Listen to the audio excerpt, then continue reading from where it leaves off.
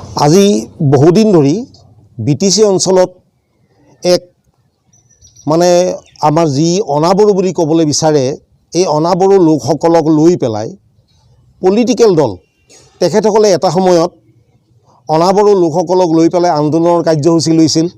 BTC চুক্তি নোহোৱাৰ আগতেই তেখেতসকলে বিচাৰিছিল যে BTC চুক্তিত আমাৰ অনাবৰু লোকসকলৰ মাজৰ পৰা কোনোবা প্ৰতিনিধি তাত থাকিব লাগে। তেওঁলোকে যেন একপক্ষীয়ভাৱে কোনো সংগঠনৰ লগত মহাৰাষ্ট্ৰ লোৱা সংগঠনৰ লগত এটা চুক্তি নকৰে।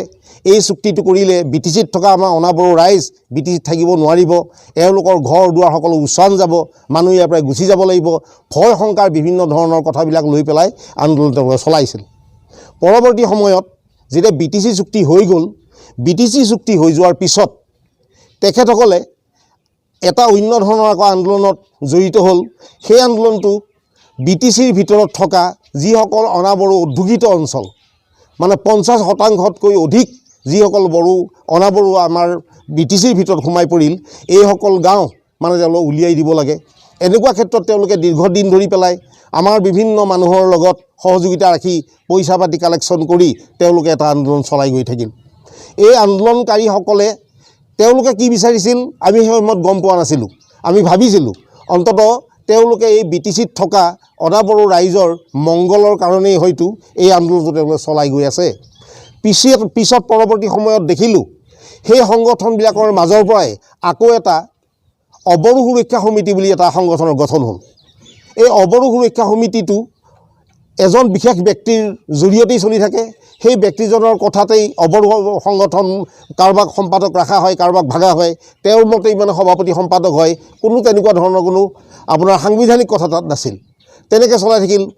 সন্মিলিত জনগোষ্ঠীয় সংগ্ৰাম সমিতি বুলি এখন সমিতি আছিল, যিখন সমিতিয়েও একেধৰণৰ আন্দোলনতে জড়িত হৈছিল, কিন্তু কোনোদিন তেওঁলোকে লগ হৈ পেলাই আন্দোলনত জড়িত হৈ পোৱা নাই। বেলেগে বেলেগে তেওঁলোকে কাৰ্যসূচীবিলাক লৈ আছিল।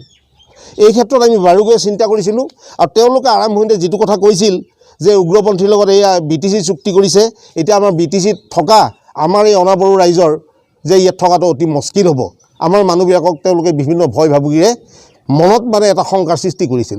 কিন্তু সেই কথাটো তেওঁলোকে ভবাৰ দৰে তেওঁলোকে কোৱাৰ দৰে হৈ নুঠিল। তাৰোপৰি এই যে বিগত সময়ছোৱাত তেওঁলোকে এই অনাবৰু ৰাইজক মানে আভুৱা ভৰি অনাবৰু ৰাইজৰ সুৰক্ষাৰ বাবে এজন MP তেওঁলোকে মানে কোকৰাঝাৰ সমষ্টিত উঠাই দিলে হীৰাশৰণীয়া ডাঙৰীয়াক উঠাই দি তাত অনাবৰু ৰাইজক মানে হীৰাশৰণীয়া ডাঙৰীয়া সংসদত যাব পাৰিলে এই অনাবৰু ৰাইজৰ গাঁওবিলাক কৰ্তন হ'ব, এনেকুৱা ধৰণৰ কিছুমান কথা কৈ পেলাই তেওঁক MPত পঠিয়াই দিলে। তাৰ ৰাইজে লাখ লাখ ৰাইজে কোনো বেলেগ দলত নাযায়, অকল হীৰাশৰণীয়াকে ভোট দিছিল, ভাবিছিল যাতে এখেত গ'লে আমাৰ নিশ্চয় গাঁওবিলাক কৰ্তন হ'ব। কিন্তু আজিৰ তাৰিখলৈকে তেওঁ সেইবিলাক বিষয়ত কোনো মাতেই তাত নামাতিলে। পৰৱৰ্তী সময় আৰু এটা কথা কোৱা ভাল হ'ব, আজিৰ তাৰিখত হীৰাশৰণীয়া ডাঙৰীয়াৰ লগত একালৰ আন্দোলনকাৰী ব্ৰজেন মহন্ত ডাঙৰীয়া, তেখেত এওঁৰ উপদেষ্টা হিচাপে হীৰাশৰণীয়াৰ দলত কাম কৰি আছে। আৰু ব্ৰজেন মহন্ত ডাঙৰীয়া কিন্তু প্ৰথম অৱস্থাত হীৰাশৰণীয়াৰ লগত নাছিল। প্ৰথমবাৰ যেতিয়া তেওঁ মানে MP ইলেকশ্যন খেলে, সেই সময়ত হৰেশ্বৰ বৰ্মনেই হওক বা আমাৰ মহন্ত ডাঙৰীয়া হওক, তেখেতসকলে দিব বিচাৰিছিল অন্য এজনহে তাত কেণ্ডিডেট। কিন্তু যোগেশ্বৰ কলিতাৰ অকল মতালিকে সেই সময়ত হীৰাশৰণীয়াক তাত কেণ্ডিডেট দিয়া হ'ল। এতিয়া হীৰাশৰণীয়াই সেইকাৰণে মহন্ত ডাঙৰীয়াক বিচৰা নাছিল বা সন্মিলিত জনগোষ্ঠীয় সংগ্ৰাম সমিতিৰ মানুহ বিচৰা নাছিল। তেওঁলোকে একমাত্ৰ যোগেশ্বৰ কলিতাৰ লগতেই লগ হৈ প্ৰথমবাৰ ইলেকশ্যনটো পাতিছিল। পৰৱৰ্তী সময়ত যেতিয়া হীৰাশৰণীয়াই এটা ৰাজনৈতিক দল খোলাৰ কথা চিন্তা চৰ্চা কৰিলে, তেওঁ বিভিন্ন সময়ত বিভিন্ন ঠাইত ৰাজনৈতিক দল খোলাৰ কথা ভাবিলে, তেতিয়া যোগেশ্বৰ কলিতাই এই ক্ষেত্ৰত প্ৰতিবাদ কৰিছিল। যোগেশ্বৰ কলিতাই প্ৰতিবাদ কৰি হীৰাশৰণীয়াক কোনো ৰকমেই দল এটা খুলিব নালাগে বুলি প্ৰত্যাহ্বান দিয়াইছিল।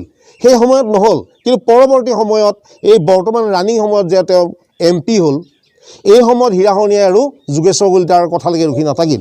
তেওঁ এই সময়ত গৈ এটা দল খুলিলে, যিটো গণসুৰক্ষা সমিতি, গণসুৰক্ষা পাৰ্টি, ক্ষমা কৰিব, গণসুৰক্ষা পাৰ্টি।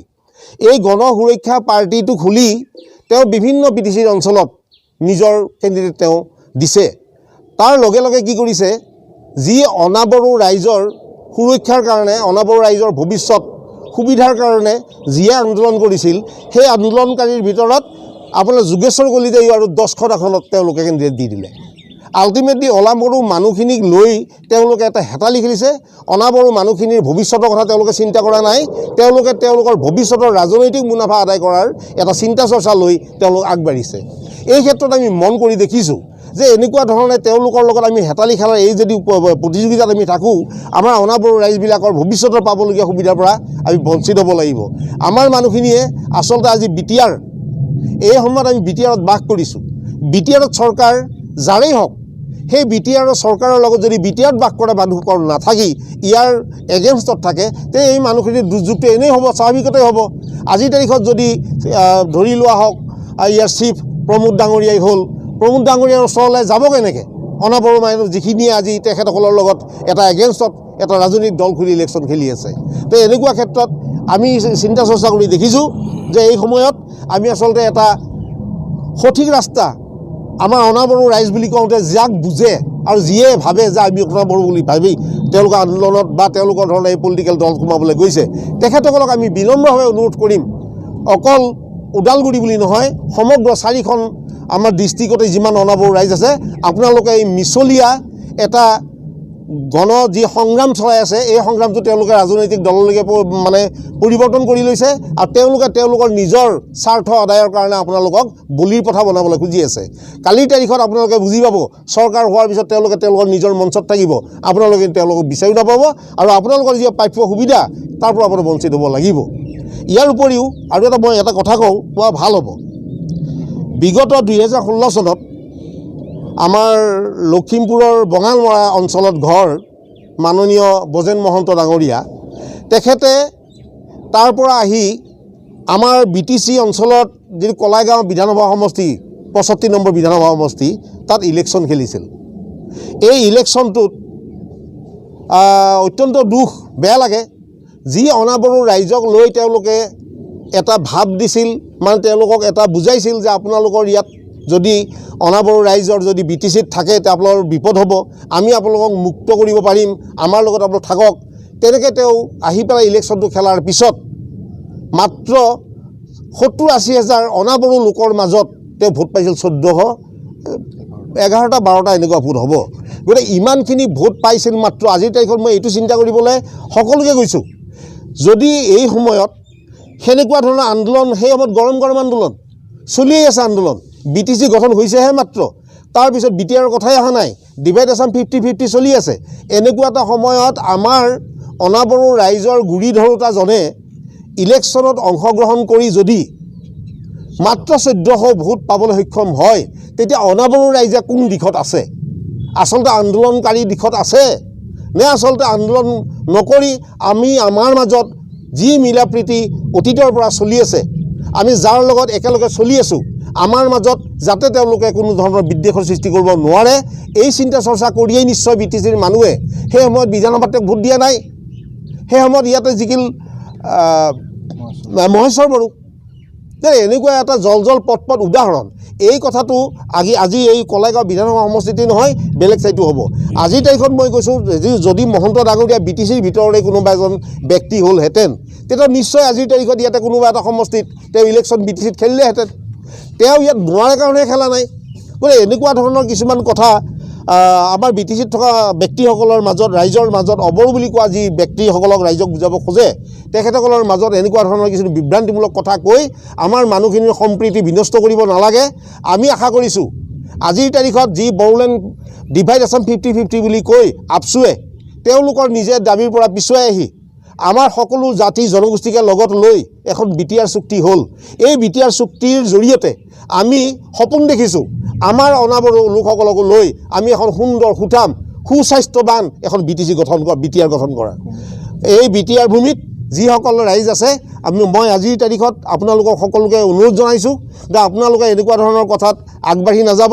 আৰু আজিৰ তাৰিখত মই ক'লোঁ, দুখন এখন আপোনাৰ বুদৈবৰী সমষ্টি আৰু এখন হ'ল আপোনাৰ ৰৌতা সমষ্টি, যিটো BTC সমষ্টি। এই সমষ্টি দুটাত মানে যোগেশ্বৰ কলিতাৰ অবৰু সুৰক্ষা সমিতিৰ কেন্দ্ৰীয় দিছিলে, কিন্তু অনাবৰু ৰাইজৰ ইয়াত যিটো তেওঁলোকৰ প্ৰতি সঁহাৰি সেইটো নেদেখি যোগেশ্বৰ কলিতাই উঠাই ল'বলৈ বাধ্য হ'ল, সেইফালে ৰৌতাত নিদিলে। ইতিমধ্যে গণ সুৰক্ষা পাৰ্টিৰ যিজন কেণ্ডিডেট আছে, আমি বিভিন্ন সময়ত গম পাইছোঁ তেওঁৰ লগতো মানুহ নাই। এই সময়ত তেওঁলোকে এতিয়া বহি যাবলগীয়া এটা অৱস্থা হৈছে। গতিকে এনেকুৱা এটা সময়ত আপোনালোকে দেখি শুনি মই আপোনালোকক বিশেষকৈ অনুৰোধ কৰোঁ, মহন্ত ডাঙৰীয়া বা গণ সুৰক্ষা পাৰ্টীৰ হীৰাসনীয়া ডাঙৰীয়া, আপোনালোকে যেনেকৈ নিজে নিজৰ লাইনটো কৰি চলক, ৰাজনৈতিক লাইন কেনেকৈ কি কৰে কৰক, কিন্তু আমাৰ BTCত থকা সৰ্বসাধাৰণ খাটি খোৱা মানুহ এই অনাবড়ো নাম দি বড়োসকলৰ মাজত এটা কংক্ৰিটৰ সৃষ্টি কৰি আমাৰ মাজত ভাঙোনৰ সৃষ্টি নকৰিব। ভৱিষ্যত যাতে আমি সুৰক্ষিত হৈ থাকিব পাৰোঁ, তেওঁলোকৰ লগত যাতে আমি সমানে কান্ধত কান্ধ মিলাই চলিব পাৰোঁ, আমি এইটোকে আশা কৰোঁ। আৰু এটা কথা মই নকলে নহ'ব, আজি মাটি বাৰী সংক্ৰান্তীয় কিছু কথা হৈ আছে, যে এই মাটি বাৰী সংক্ৰান্তীয় কথাবিলাকত তেওঁলোকে এইবিলাক আগতেও কৈছিল বাৰু, যে ইয়াত থাকিলে বড়ো জনসাধাৰণৰ মাজত অনাবড়োসকলৰ মানে সুৰক্ষা নহ'ব, তেওঁলোকৰ ভাষা যাব, তেওঁলোকৰ মাটি যাব, তেওঁলোকৰ ইত্যাদি একোৱেই নাথাকিব। আজিৰ তাৰিখলৈকে এই ট্ৰাইবেল বেল্ট এণ্ড ব্লকত বা আজিৰ তাৰিখলৈকে বাকী যিবিলাক অঞ্চল আছে বড়োভূমিত, এই অঞ্চলত যিবিলাক আমাৰ মানুহ আছে 17 বছৰ ধৰি তেওঁলোকে কিন্তু মাটি বাৰী এৰি পেলাই যাবলগীয়া হোৱা নাই। আৰু পৰৱৰ্তী সময়ত যি আপোনাৰ মাটি বাৰী সংক্ৰান্তীয় যি আইন, আজি জলাশয়, আজি ফৰেষ্ট বা অন্য ঠাইবিলাকত যদি বড়োসকল জনসাধাৰণ তাত থাকে তেওঁলোকক উচ্ছেদ কৰিব, তাত বড়োসকল থাকিব নোৱাৰিব। আমাৰ অন্য সাধাৰণতে বেলেগেই কথা, তাত বড়োসকলো সুৰক্ষিত নহ'ব। যদি জলাশয় দখল কৰি লৈছে, যদি চৰকাৰী তেনেকুৱা ভূমি দখল কৰি লৈছে, যদি আপোনাৰ ফৰেষ্টৰ মাজত তেওঁলোকে বসবাস কৰিছে, BTCৰ ভিতৰত তেওঁলোকে উচ্ছেদ হ'ব লাগিব। সেই কথাটোকে সৰ্বসাধাৰণ ৰাইজক এইবিলাক মাটি চব ইহঁতে লৈ ল'ব, এই ধৰণৰ কথা কৈ পেলাই মানুহক মিছাতে ভয় ভাবুকিৰ সৃষ্টি নকৰিব, বিভ্ৰান্তিৰ সৃষ্টি নকৰিব। আমি সকলোকে মিলি আছোঁ, সকলোকে মিলি থকাৰ কাৰণে আপোনালোকে অন্ততঃ দয়া কৰক, এই ধৰণৰ কথা কৈ এবাৰ সৰ্বসাধাৰণ ৰাইজক আপোনালোকে বিপথে পৰিচালনা নকৰিব। ধন্যবাদ। দুটা প্ৰশ্ন আছে। হীৰাসৰণে কালি মন্তব্য কৰিছে যে BTR চুক্তিত কেইবাটাও বিধ্বংসী দফা আছে BTR চুক্তিখনত, এই ক্ষেত্ৰত কি ক'ব আপোনালোকে? বিধ্বংসী চুক্তি বা ঘটনা হ'ল সেইটো, যোৱাকালি আমাৰ প্ৰমোদ বড়ো ডাঙৰীয়াই কৈছে যে বন্ধুৱেই বন্ধুৰ উন্নতি নিবিচাৰে, গতিকে হাগ্ৰামাই মোৰ উন্নতিটো কি বিচাৰিব। গতিকে এনেকুৱা ধৰণৰ কথাটো মই কৈছোঁ। আজি BTR চুক্তিত কোনোবাই কোৱাটো বাদ দিয়ক, হীৰাসৰণীয়ে স্বাভাৱিক কথা ক'ব, হাগ্ৰামা মহিলাই চুক্তি কৰিতো মানা কৰিছে যে এইখন কোনো চুক্তি হোৱা নাই, এইখন কোনো আপোনাৰ একৰ্ড হোৱা নাই, আমি এইটো নামানো। তেওঁলোকে এনেকুৱা ধৰণৰ কথাবিলাক যিহেতুকে কৈছে, হীৰাসৰণীয়ে আজি নিশ্চয় তেওঁ আজি বড়ো অবড়ো কৰি পেলাই তেওঁ এতিয়া জিকি গৈ তেওঁতো কৈ আছে মই চিফ হ'ম এইবাৰ বুলি। গতিকে চিফ হোৱা মানুহটোৰ অন্ততঃ মই কওঁ, মোৰ যিটো সমষ্টি আছে, এইটো সমষ্টিটো কোনো মানুহৰে অনাবড়ো মানুহতকৈ ভোট বেছি নাই। গতিকে এইখিনি মানুহ ভোট দিলে তেওঁলোক জিকিল হয়। ইতিমধ্যে তেওঁলোকে উইথড্ৰ কৰিবলগীয়া নিচিনা এটা পৰিৱেশৰ সৃষ্টি হৈছে। গতিকে তেওঁলোকেতো BTRত কিবা আছে বুলি ক'লেতো BTRত অন্য মানুহে BTRক ভোট দি দিব বা EPPL দল হয়তো ভোট পাব, এনেকুৱা কথাৰ কাৰণে সেইটো কথা কৈছে। আপোনালোকে ভাবে নেকি বিধ্বংসী দফা আছে বুলি? বিধ্বংসী দফা আছে বুলি আমি ভাবা নাই। আমি যিখিনি দেখিছোঁ ইয়াত আজি BTC চুক্তিত যি আছিলে, BTC চুক্তিৰ সেই চুক্তি তেওঁলোকে মৰ্মে তেওঁলোকে ইমপ্লিমেণ্ট কৰিব পৰা নাই। তাৰ লগতে আজি আপচুৰ আণ্ডাৰত মানে প্ৰমোদ বড়োৰ আণ্ডাৰত যিটো আন্দোলন চলিছিল, ডিভাইড আছাম 50-50, বড়োলেণ্ড ন' ৰেষ্ট, সেই কথাটোৰ পৰা পিছুৱাই আহি তেওঁলোকে আজি ইউনিভাৰ্চিটি, ইয়াত আপোনাৰ NIT, তাৰ উপৰি অন্য আজি ৰেলৰ ডবা বনোৱা কাৰখানা যিবিলাক বস্তু আনিছে, সেইবিলাক বস্তুত যিবিলাক উদ্যোগ থাকিব ইয়াত, সেইবিলাক উদ্যোগত অকল বড়োসকলে কাম কৰিব নেকি? BTCত থকা আমাৰ জনসাধাৰণ, আমাৰ সৰ্বসাধাৰণ ৰাইজে কাম কৰিব। তেওঁলোকে কৈছে যে যদি GSP চৰকাৰ গঠন হয় তেতিয়া এইবিলাক চুক্তি সেই নকৰে, মানে দফাবোৰ ৰূপায়ণ নকৰে। এইটো এটা কথা। বেলেগৰ মই উদাহৰণ নিদিওঁ বাৰু অসমৰ, এইটো মই ইয়াৰ কথা কওঁ। আজি তেওঁলোকে ইয়াতে যেনিবা হ'লেই, তেওঁলোকে চুক্তিখন তেওঁলোকে নিজে কৰিছিল নেকি? এইটোতো আপোনাৰ আপচু, আপোনাৰ NDAB 4টা গোট, অন্য দল সংগঠন আৰু আপোনাৰ সৰ্বভাৰতীয় দল, আপোনাৰ BJP, আপোনাৰ আমাৰ আসাম BJP, ইয়াৰ লগতে চুক্তি হৈছিল। গতিকে ইয়াতে BTCত গৈ পেলাই চুক্তিখন কেঞ্চেল কৰিব নোৱাৰিব নহয়, সেইটো আমি নাজানা মানুহ নহয়। সেইবিলাক সাধাৰণ আভুৱা বেলেগ মানুহ পাৰিব, সেইটো কথা তেওঁলোকৰ চিফ নল'ব, হীৰাসৰণীয়ে নোৱাৰে, এইটো কথা আমি জানো। তেওঁলোকে বোলে 28ৰ পৰা 29খন আসন পাব বুলি কৈছে। আপোনালোকৰ দৃষ্টিত কিমান আসন পাব? আমাৰ দৃষ্টিটো আসন মানে কিমান পাব এতিয়া তেওঁ ভাবিছে, হয়তো ভাবাততো বাধা কৰিব নোৱাৰি, তেওঁক ভাবাত বাধা কৰিব নোৱাৰি বাৰু। MP ইলেকশ্যনত মানুহে ভোট বেলেগকৈ দিয়ে, বিধানসভাত মানুহে বেলেগকৈ ভোট দিয়ে, আৰু BTC ইলেকশ্যনত মানুহে বেলেগ ভোট দিয়ে। BTCত তেওঁৰ অঞ্চলত তেওঁৰ যিখন 27খনত তেওঁ কেণ্ডিডেট দিছেতো, 27খনত তেওঁ কেণ্ডিডেট দিছে। সেই 27খন কেণ্ডিডেটৰ ভিতৰত তেওঁৰ অন্ততঃ এই মুদৈবৰীটো এটা সমষ্টি, মই আজিৰ তাৰিখতে হিচাপ দি দিলোঁ। মুদৈবৰীটো এতিয়া শুই গৈছে, কৰ্মীবিলাক বহি গৈছে, কালি পৰহি তাৰিখত তেওঁৰ কৰ্মীয়ে প্ৰমোদ বড়োক লগ ধৰিব গৈছে বুলি মই গম পাইছোঁ আজিৰ তাৰিখত। গতিকে এইটো এটা সমষ্টিৰ উদাহৰণ দিলোঁ। আৰু বাকী যিবিলাক আছে সেইবিলাক সমষ্টিৰ কথাও তেনেকুৱা ধৰণেই কথা হ'ব। গতিকে আজি মানুহে হাতে শত্ৰুৱে এইবিলাক কথা কৈ মানে ব্ৰজত মহন্ত ডাঙৰীয়া তেওঁ বাকপটু থকা মানুহ, তেওঁৰ জৰিয়তে কিছু কথা কোৱাই ভৱিষ্যতলৈ এটা টোপ দিছে যে আপোনাক আৰু নেক্সট টাইম অমুক ঠাইত আপোনাক টিকেট দিম, আপুনি MLA খেলিব, আমি দিছপুৰত লগ হ'ম, এইবিলাক কথা আছে। তেনেকুৱা কথাৰ কাৰণে হয়তো আজি ব্ৰজত মহন্ত ডাঙৰীয়া ইমানখিনি কথা কৈ ফুৰি আছে। গতিকে এইবিলাক আশা নকৰাই ভাল।